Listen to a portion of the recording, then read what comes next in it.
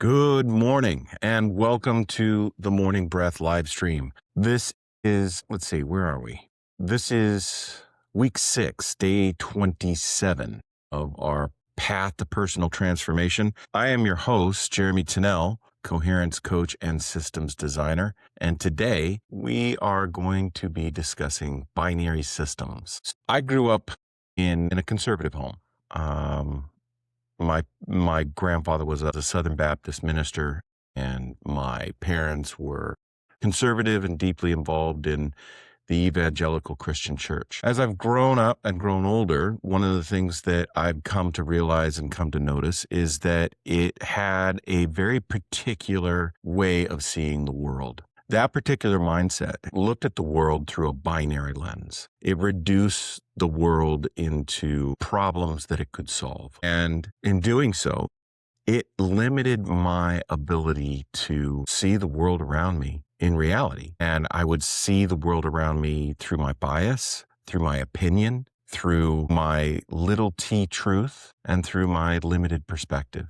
Have you ever noticed how your mind can quickly move to these ideas of this is right and this is wrong, or this is good and this is bad, or how success and failure are just the only options along a massive spectrum of learning and living? Have you ever found yourself in a situation where you're looking at the world and you're saying, we're right, they're wrong, us and them thinking? It happens fast, almost automatically. And that's really not a flaw.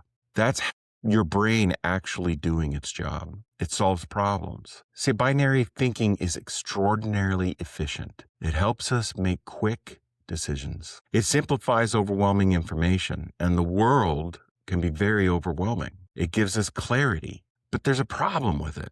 That clarity often is incomplete. In a complex reality, things don't work in simples, yes and no, good and bad. Yesterday, we talked about the concept of complexity. And here's what happens. When the system becomes too complex to process, like an overwhelm of information, like rapid, massive amounts of events happening around you, the mind wants to reduce it. It wants to compress the reality into two options, either this or that. But life doesn't exist in binary. Relationships aren't just right or wrong. Leadership isn't just about success or failure. And growth isn't just progress or setback. Our emotions aren't just a block of primary colors. And politics, religion, and social issues are full of nuance and density and intricate details. Those are oversimplifications of complicated life issues. Useful sometimes when solving quick problems,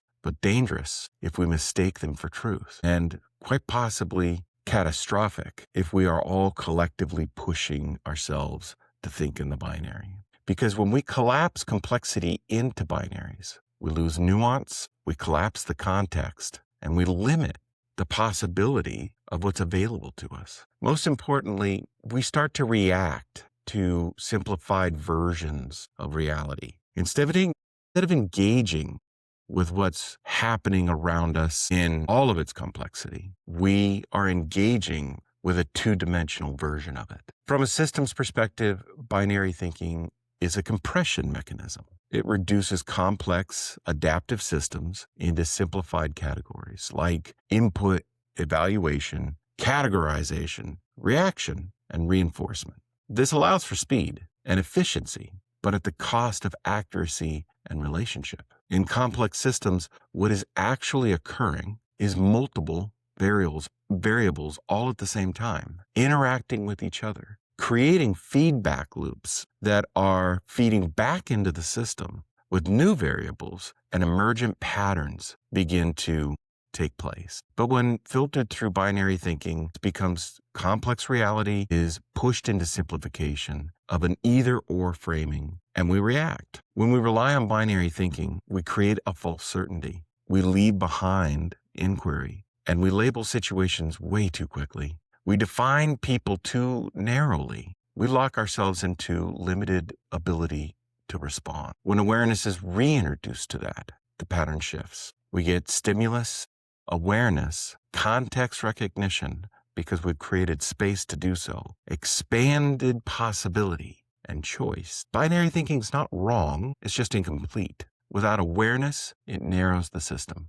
But with awareness, it becomes a starting point, not a conclusion. So where did all this binary thinking come from in our world? Why are we drowning in it? Besides being an innate tool of the brain, this massive uptick in binary thinking comes from our new digital world overlaid upon the old industrial one. The digital reality we're living in is only 40 plus years old. And although you may have been born within that, the world before was very different. In a word, it was slower. The literal language of the computer age is 1 and 0.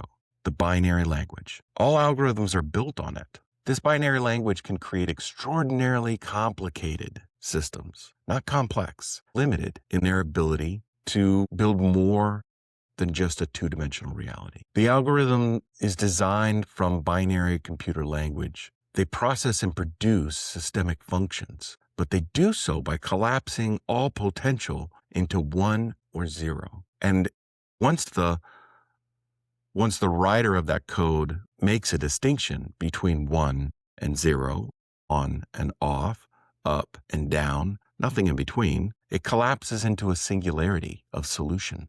There's no gap, no nuance, no potential. It's just this or that. But we are complex, adaptive creatures interacting with a paradigm-creating technology that only has the capability of creating a complicated, two-dimensional reality. It's making us sick as a society because we require more dimension to thrive. It's like pushing all of humanity into a prison that is as flat as a piece of paper, squished to heal our culture. It is you and I who must bring complexity back into reality. Today, I want you to observe your thinking. Find some time, take your journals at the end of the day, and I want you to write down 3 situations you encountered that you quickly labeled right or wrong, good or bad, success or failure. Observe your thinking and find those situations, and then ask yourself, what might I be missing in between? What else could be true here? What is the complexity that I'm not seeing in this equation?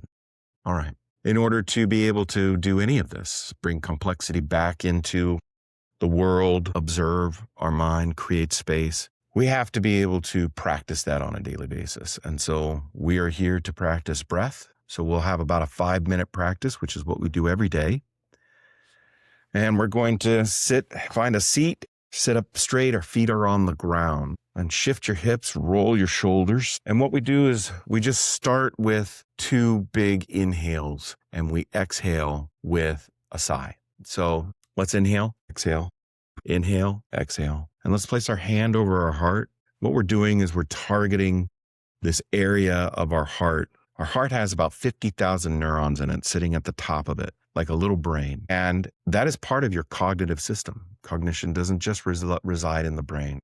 And so in this process, we are creating a coherent pattern between the cognitive system of our heart and the cognitive system of our brain to bring them into alignment. So I'm placing my hand over my heart to target it. On Fridays, we talk more about that concept every Friday. So what we're going to do is we're going to breathe in, and we're going to do about a 6-second inhale through our nose and a 6-second exhale through our mouth. And that is what neuroscience has determined to be about the perfect breath in order to reset your autonomic nervous system. About 5.5 seconds of inhale and about 5.5 seconds to 6 seconds exhale. So let's go ahead and begin that pattern. In through your nose, out through your mouth. You should already feel that. In through your nose, through your mouth. Flex your forehead, flex your eyes, flex your cheeks and your jaw. Soften your gaze, your shoulders. Now to create a line, thankful for the sunrise. Keep your gratitude up. Spiral out. Distracted, come back to breath and gratitude. This is where you get your benefits and your gratitude. You get distracted, just simply come back. Through our nose, exhale with a sigh. One more and come back into the space. We don't need to reduce everything to understand it. In fact, there's real benefit in leaning into the things that we don't understand. There is a lot of mystery in life, and becoming comfortable with the mystery is extraordinarily beneficial. Sometimes the work is just to stay with it long enough to see things more clearly. Thank you for joining me today. I will see you tomorrow at 5:30. Have a good one.